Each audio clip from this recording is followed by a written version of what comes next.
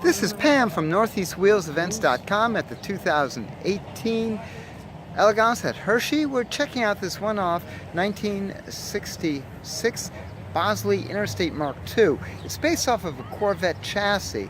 It's got something interesting. It's fiberglass body. He built it on his own. It's just such a spectacular.